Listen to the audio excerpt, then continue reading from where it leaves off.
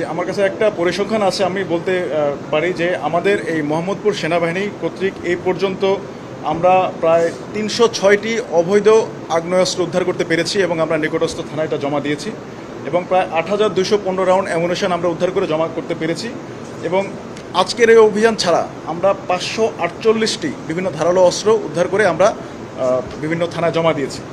আর এছাড়াও আমাদের কাছে এই পর্যন্ত ৮১৮ জন এই মোহাম্মদপুর শেরেবাংলা এবং আদাবর এলাকায় আমরা বিভিন্ন সন্ত্রাসী, বিভিন্ন দুষ্কৃতিকারী এবং বিভিন্ন মাদক ব্যবসায়ীদের গ্রেপ্তার করেছি। এখন পর্যন্ত আমাদের দ্বারা ৮১৮ জন গ্রেপ্তার হয়েছে। এটা হচ্ছে আমাদের স্ট্যাটিস্টিক্স। আর এই আইটেমগুলো যেটা আমি বলতে চাচ্ছিলাম যে আমরা প্রচুর আসামি গ্রেপ্তার করেছি এবং তাদের কাছ থেকে প্রাপ্ত দেশীয় অস্ত্র বা আগ্নেয়াস্ত্র জমা দিচ্ছি। আগ্নেয়াস্ত্র অনেক কমেছে, বাট এগুলো যতবারই আমরা গ্রেপ্তার করি ততবারই কিছু না কিছু আমরা পাই। তখন আমাদের কাছে মনে হচ্ছে যে maybe there is a some supplier, তারা হয়তো সাপ্লাই পাচ্ছে, কারণ এগুলো কখনো শেষ হচ্ছে না। সন্ত্রাসী অনেক কমেছে, বাট এই দেশীয় অস্ত্রগুলো কমছে না। আর তার উদাহরণ আপনারা এখনই দেখলেন। আপনি যদি পরিসংখ্যান দেখুন, আপনি গত বছরের অক্টোবর পর্যন্ত যে পরিমাণ ক্রাইম আপনি মোহাম্মদপুর এলাকায় দেখেছেন, এখন কিন্তু অনেকটাই কমেছে এবং আমরা কিন্তু অনেক আসামি ধরতে পেরেছি। এবং আপনি যেটা বললেন ছিনতাই, গতকালকেও আপনি নিউজ পাবেন, গতকালকেও আমরা সিসিটিভি ফুটেজ দেখে 2 জন ছিনতাইকারীকে ধরতে পেরেছি, যারা একজনের মোটরসাইকেল ছিনতাই করেছিল এবং ভুক্তভোগী কিন্তু মোটরসাইকেল ফেরত পেয়েছে। এবং বিভিন্ন সময় আপনারা যে সোশ্যাল মিডিয়াতে যে ভিডিওগুলো আপনারা আপলোড করছেন, আমি ধন্যবাদ জানাবো। ওই ভিডিওগুলোর কারণে আমরা কিন্তু সন্ত্রাসীদের চিহ্নিত করতে পারছি এবং তাদেরকে আমরা তথ্য প্রযুক্তির সহায়তায় ট্র্যাক করে আমরা কিন্তু তাদেরকে গ্রেপ্তারের আওতায় আনতে পেরেছি। এবং অনেক ভুক্তভোগী কিন্তু তারা তাদের ছিনতাইকৃত মালামাল, ধরুন মোবাইল অথবা কোনো মোটরসাইকেল বা অন্য কোনো গুরুত্বপূর্ণ সামগ্রী কিন্তু ফেরত পাচ্ছেন। তো আমাদের কিন্তু সাকসেস স্টোরি কিন্তু আছে। তো আমরা মোটামুটি আমি বলতে পারি অনেকটাই আমরা নিয়ন্ত্রণে আনার চেষ্টা করছি, আমরা চেষ্টা করে যাব। তো আপনারা যদি সবাই আমাদেরকে সহযোগিতা করেন, আমাদেরকে যদি এরকম বিভিন্ন ইনসিডেন্টগুলোর ভিডিও, সিসিটিভি ফুটেজ এবং তথ্য যদি আমাদেরকে দিতে পারেন যেভাবে আপনারা দিচ্ছেন, তাহলে আমরা ইনশাল্লাহ আমরা অবশ্যই এই এলাকাকে, পুরো দেশকে আমরা সন্ত্রাসমুক্ত করতে পারবো ইনশাল্লাহ। যে আমরা কিছু তথ্য পেয়েছি, এটা আমরা ফার্দার ইনভেস্টিগেশন করব। তো তদন্তের স্বার্থে আমি এখনই সব ডিসক্লোজ করতে চাচ্ছি না। ডিসক্লোজ করলে হয়তো যাদেরকে এখন আমরা গ্রেপ্তার করতে পারিনি, অথবা হয়তো যারা দেখেছে আমরা অভিযান চালাচ্ছি, যারা পালিয়ে গেছে, তারা থেকে হয়তো আর পাওয়া যাবে না। তো সেই জন্য আমি এখনই সবার নাম বলতে চাচ্ছি না।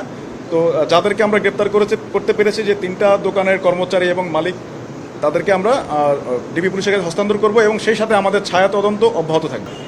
এটি নিউ মার্কেটে বিভিন্ন যে হাউস হোল্ড আইটেম যেখানে বিক্রি করে নিচতলায়, সেখান থেকে পেয়েছি আমরা।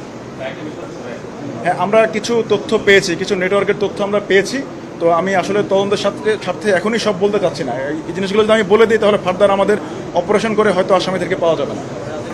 ওনাদের সাথে সরাসরি সন্ত্রাসী কার্যক্রমে কোনো সম্পর্ক পাওয়া যায়নি।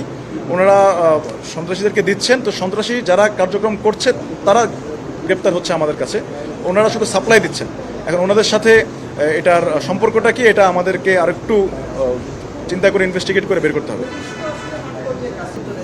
যে আসলে আমি বলবো, পুলিশের সাথে আমাদের সমন্বয়ের কোনো গ্যাপ নেই। পুলিশ আমাদেরকে সর্বোচ্চ সহায়তা করছেন, কারণ আমরা এই আইটেমগুলো ধরে অ্যারেস্ট করে জব্দ করে পুলিশের কাছেই দিব। পুলিশ এগুলো সঠিক পেপার ওয়ার্ক করে এটা কোর্টে উপস্থাপন করবেন এবং আপনারা দেখতে পাচ্ছেন যে অনেকেই কিন্তু জেলে গেছে, অনেকে দণ্ডিত হয়েছেন। এই কাজগুলো পুলিশ করে এবং পুলিশ আমাদেরকে যথেষ্ট সহায়তা করছে। পুলিশের সহায়তার কারণে কিন্তু আমরা অনেকটা আইনশৃঙ্খলা পরিস্থিতি নিয়ন্ত্রণ আনতে পেরেছি। এখনও হয়নি, এটা হয়তো হবে। এটা ডিবি পুলিশ কর্তৃক এটা করা হবে। Thank you very much.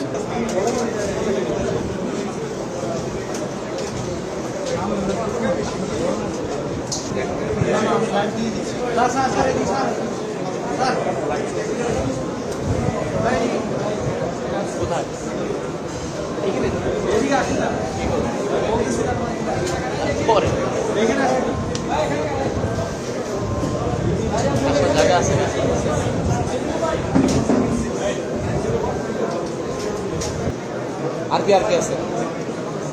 কি আছে?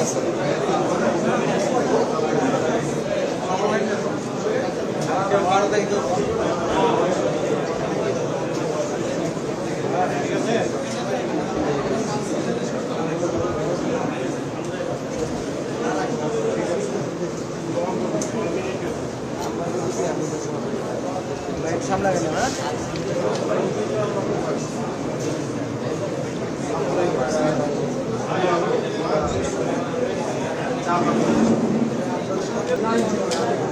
আর